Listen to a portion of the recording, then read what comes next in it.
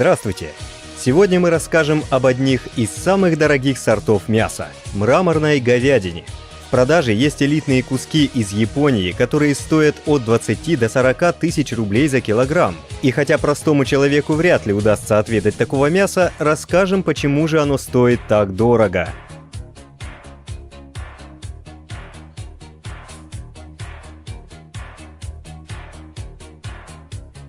Говорят, что этим коровам, чтобы обеспечить нежность мяса, делают массаж и включают классическую музыку. Попробуем разобраться.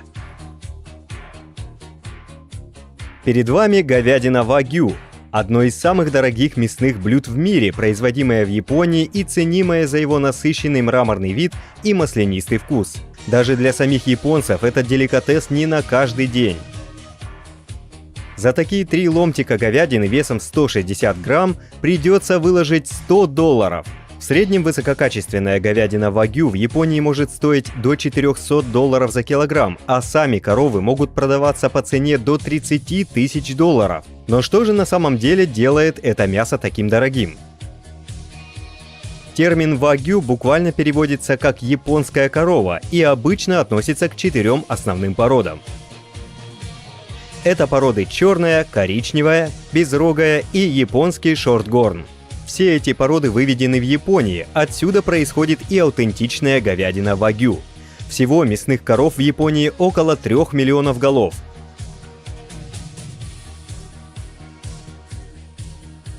Более 96% поголовья приходится на японскую черную породу. Эти коровы отличаются генетической предрасположенностью к интенсивной мраморности и высокому содержанию насыщенных жиров. Они были выведены в расчете на высокую физическую выносливость, что дало им больше внутримышечных жировых клеток. Жир распределяется по мышцам более равномерно, поэтому говядина вагю выглядит розовой и имеет очень нежный вкус. Японское правительство жестко регулирует производство вагю, чтобы защитить ценность и качество мяса. В Японии достаточно много брендов говядины вагю.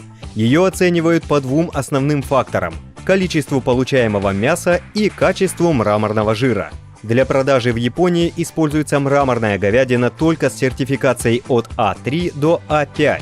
И здесь чем выше класс, тем выше цена. Для того, чтобы посмотреть, как оценивают мраморность говядины, следует отправиться на мясоперерабатывающий завод в городе Йонэдзава в префектуре Ямагата. Работники серьезно относятся к брендингу своей продукции. Ежегодно продается около 3 тонн говядины Курогэ вагю под торговой маркой «Говядина Йонэдзава».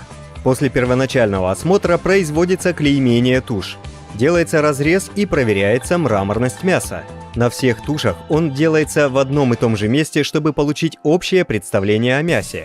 Инспекторы по говядине должны сначала решить, к категории А, Б или С относится мясо. Оно определяется соотношением количества мяса к фактическому весу туши. Категории считаются: А – 72% и выше, Б – 69% и выше, С – ниже 69%. Затем мраморность оценивается по стандарту мраморности говядины от 1 до 5. Как можно заметить, по мере того, как мраморность или жирность становится больше, растет и качество продукции. Таким образом, чем выше мраморность, тем лучше будет сочность, нежность, вкус и текстура говядины, тем больше удовольствия человек получит от такой еды.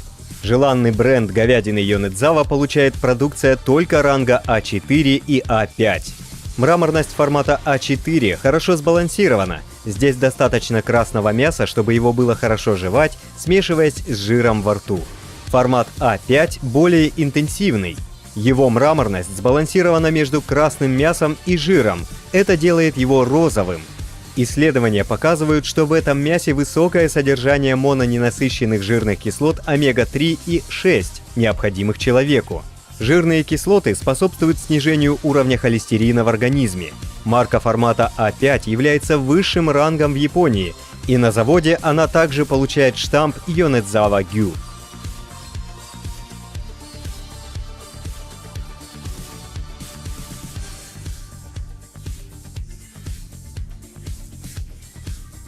Редко кто покупает говяжью тушу целиком, поэтому на мясокомбинате разделяют ее на секции, что гораздо удобнее для дистрибьюторов. Эта довольно трудоемкая работа производится с помощью специальных инструментов и ножей. Очистку и разделку туши здесь проводят с большой точностью, ведь работники понимают, что говядина Йонэдзава – это бренд, представляющий их регион. После разделки говядину укладывают в пакеты, которые помещают в грейферную вакуумную термоусадочную обертку.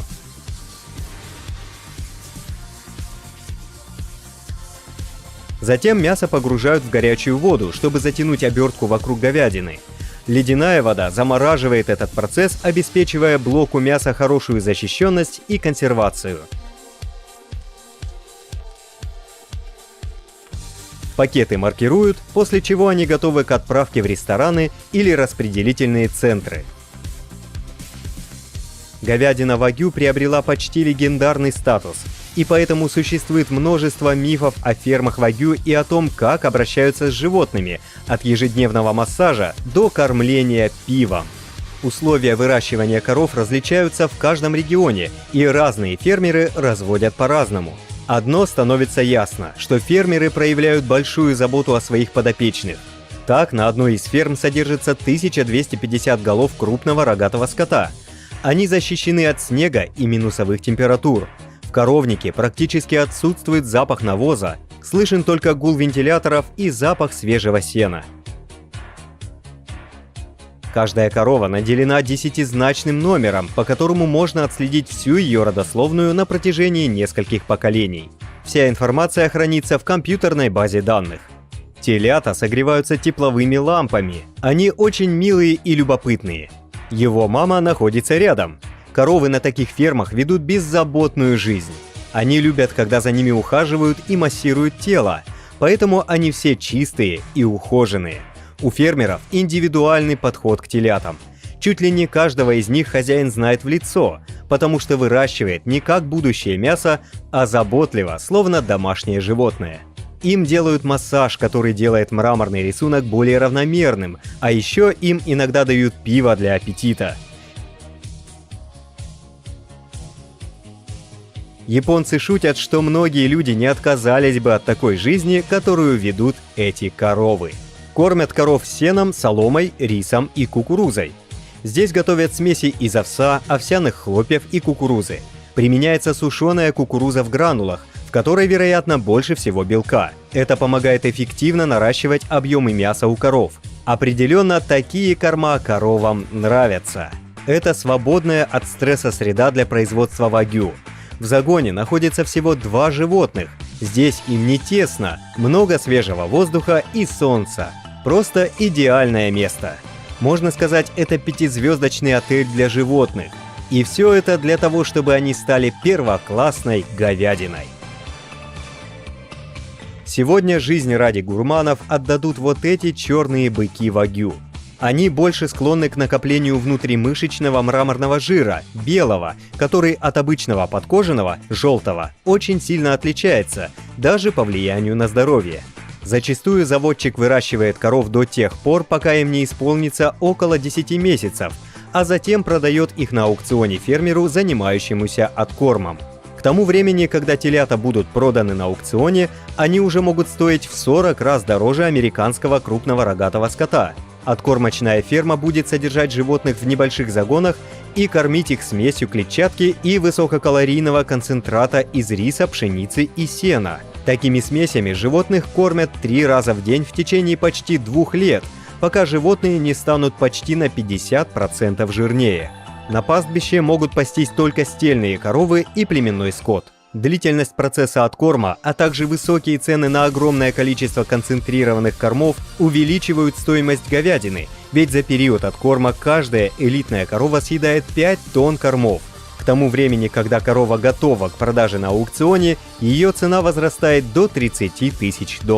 Для сравнения, черная абердин-ангусская порода, которая считается лучшей в таких странах, как США, Канада, Аргентина и Австралия, обычно продается не дороже $3000, поэтому и цена на говядину вагю в зависимости от вида зашкаливает. Обычно общей целью фермеров является получение мраморной говядины высокого качества, но подходы к этому разные и зависят от фермы и района, где растят скот. И хотя существует более 300 разновидностей вагю, самые известные нарезки происходят из 10 японских регионов. Одной из самых дорогих нарезок является Мацусака вагю из префектуры Мие. Она готовится исключительно из молодых телок и высоко ценится за свою нежность. В 2002 году одна корова Мацусака была продана за 50 миллионов йен, или примерно за 400 тысяч долларов.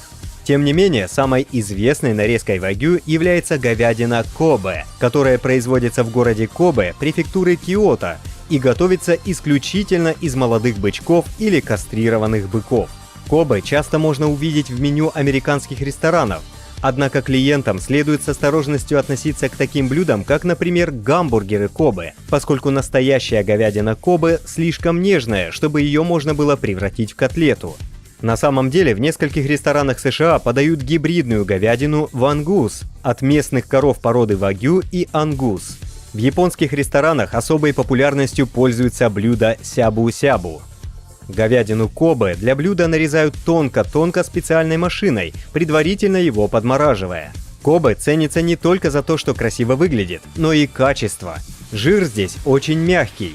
При готовке он растекается и придает мясу непередаваемый нежный вкус, а также ажурную, почти кружевную структуру. Такое мясо японцы называют не мраморным, а покрытым инеем. А название сябу-сябу означает «туда-сюда». Мясо нужно ненадолго окунуть в кипяток, где уже плавают кусочки грибов, зелени и китайской капусты. В результате получается что-то вроде супа, из которого достают по очереди то овощи, то мясо и макают в соус. Вкус просто волшебный. При изготовлении стейка гостям в японском ресторане показывают полную историю заказанного кусочка мяса. Каждому животному положен паспорт с родословной и уникальным отпечатком носа. Это как у людей отпечатки пальцев. Этого бычка звали Фуку-Мия. Здесь есть имена его предков до 3-го колена. Вагю, имеющим высочайший класс, является А5 Миядзаки. Это двукратный победитель Олимпийских игр вагю. Игры проводятся в Японии раз в 5 лет между префектурами, где победителем становится только самая лучшая говядина. Эта говядина обойдется покупателю от $100 и выше за фунт. В Нью-Йорке есть ресторан в японском стиле Сакамаи, где любимым блюдом является говядина вагю. Ресторан получил известность тем, что подает вагю в виде японского сэндвича кацусандо за $85.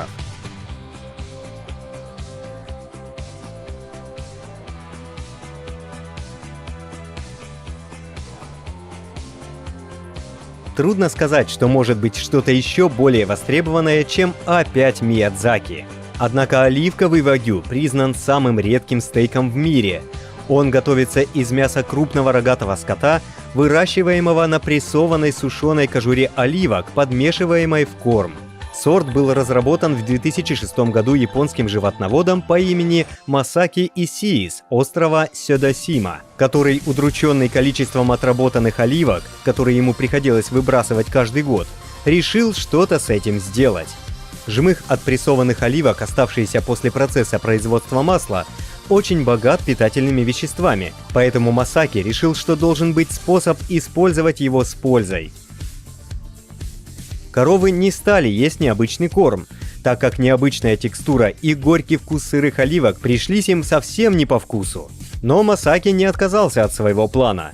Путем проб и ошибок Масаки Исии обнаружил, что слегка поджаривая, высушивая и прессуя отработанные оливки, чтобы извлечь из них природные сахара, он может сделать их намного вкуснее для коров. Добавление в рацион скота отработанных оливок изменило вкус самого мяса, и японские знатоки заметили это, как только попробовали его. Очевидно, сочность оливок усилила вкус мяса, сделав сочный стейк еще вкуснее. Невозможно отрицать, что в оливковом вагю есть что-то особенное, но, к сожалению, это то, что мало кому удается попробовать. Из-за крайне ограниченного производства этого скота, в мире существует всего около 2200 таких вагю, оливковое вагю трудно найти в Японии, не говоря уже об остальном мире. Оливковый вагю настолько редок, что многие владельцы ресторанов в Японии даже не слышали о нем. Мясо, как говорит нам наука, должно быть праздником. Часто его есть не стоит. Ну а иногда вот такое нежное, почему бы и нет? Это настоящее произведение искусства и фермеров, и поваров. На этом все. Если вам понравилось это видео, ставьте лайки и подписывайтесь на канал. До новых встреч!